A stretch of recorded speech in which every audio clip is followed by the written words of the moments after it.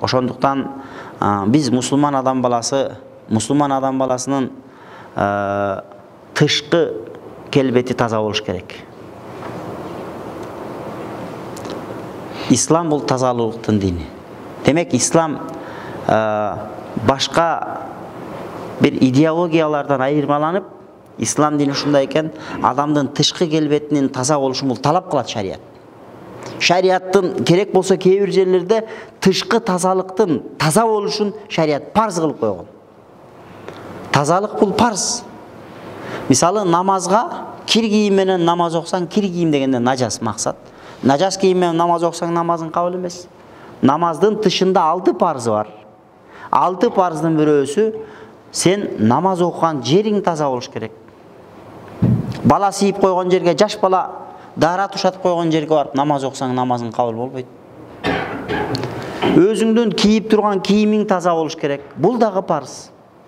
Демек бул ислам жөн эле тазалыкка үндөбөйт. Тазалыкты кээ бир жерлерде парз кылган, милдет кылган жерлери бар. Демек кийимди таза алып жүрүү бул мусулмандын бир милдети. Мусулманчылык парз болуп эсептелет экен. Ошон үчүн шариятыбызда нажас кийим дейбиз, анан кир кийим дейбиз. Булганч кийим, анан кир кийим.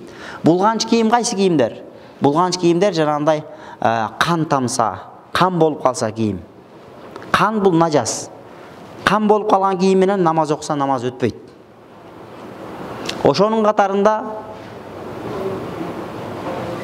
адамдын, мал жандыктын зааралары, заңдары. Бул дагы нажас.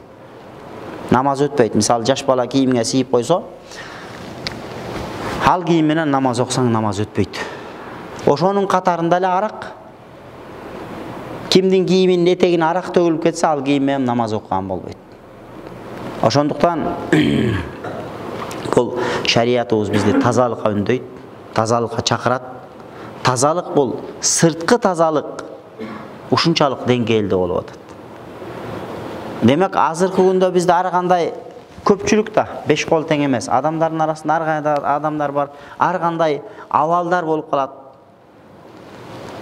Ошондуктан мусулман адам баласы Кудай менен сыйынып, Кудай менен баарлашууга келгенде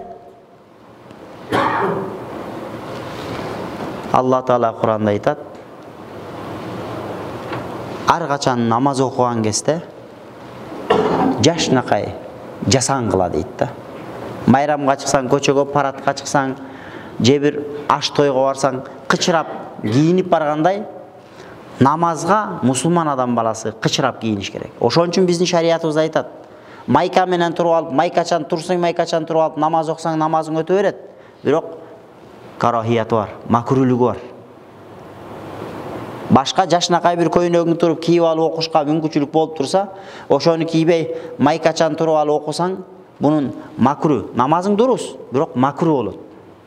Үйүңө сен сыйлаган, сен кадырлаган бир улуу бир кудаң, же кудагыйың, бир куда сөөгүң келип калса, майкачан дардайып туруп чыга албайсың да, бетиң чыдабайт, уяласың.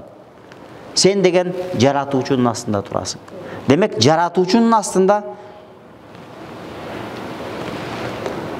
жашнакай болуп адам баласы кийинип туруш керек. Ошондуктан шарият бизден сырткы тазалыкты талап кылат.